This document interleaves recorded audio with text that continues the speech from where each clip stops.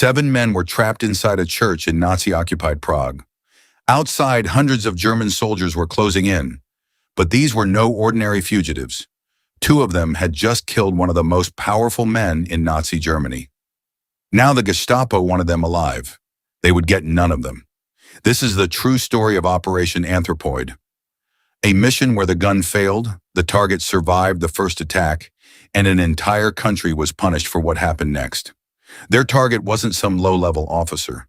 His name was Reinhard Heydrich. He headed the Reich Security Main Office, the organization controlling some of Nazi Germany's most feared instruments of intelligence, policing, and terror, including the Gestapo and the SD.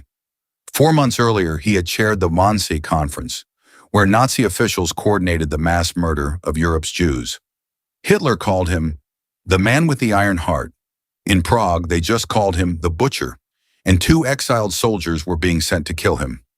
The mission, Operation Anthropoid, was planned in London by the Czechoslovak government in exile working with British intelligence.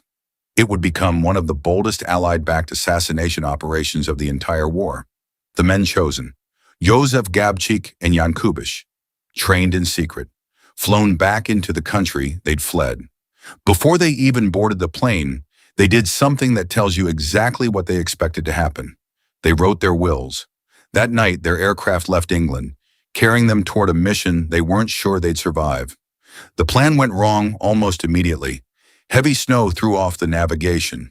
Instead of landing near their contacts by Pilsen, they were dropped in the wrong location entirely, miles off course, in a country where being caught meant death. They were already somewhere they weren't supposed to be. For the next 5 months, they hid. They built contacts. Ordinary families risked everything sheltering them. Many would later pay for it with their lives. Not everyone in the resistance wanted this mission to succeed. Some local leaders feared that a dead Heydrich would bring consequences far worse than a living one, that the entire underground network could be wiped out in the response. They were right to be afraid. Heydrich, meanwhile, had grown confident. Sabotage in the region had dropped under his rule. He believed the country was pacified, so he did something almost unthinkable for a man with that many enemies. He rode through Prague in an open-top car, no armed escort worth mentioning. Gabčík and Kubiš picked their spot, a sharp curve in his daily route, where the car had to slow down. On the morning of May 27, 1942, it did. Gabčík stepped into the road. He raised his Sten gun. He pulled the trigger. Nothing happened.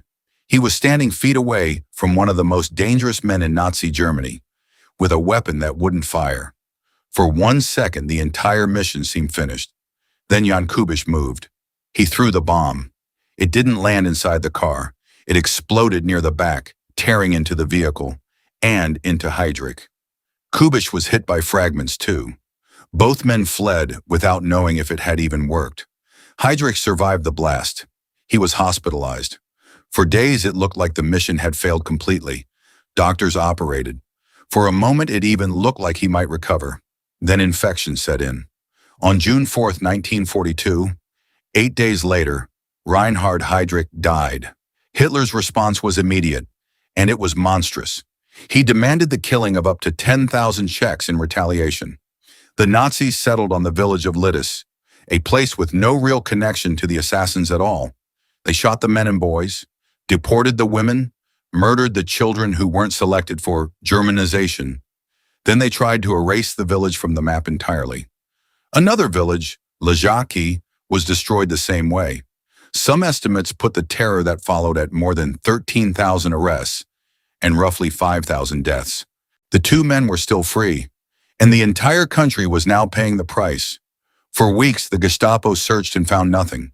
Gabčík, Kubiš, and 5 other parachutists were hiding at a Prague church, using its underground crypt as their final refuge.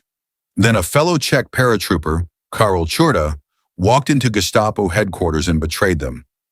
Fear for his family, the promise of a massive reward, or perhaps both, had broken him. He could not lead the Gestapo directly to the church, so he gave them something almost as valuable: the names of the people who had helped the paratroopers. The network that had protected them for months collapsed in days. On June 18, 1942, German forces surrounded the church.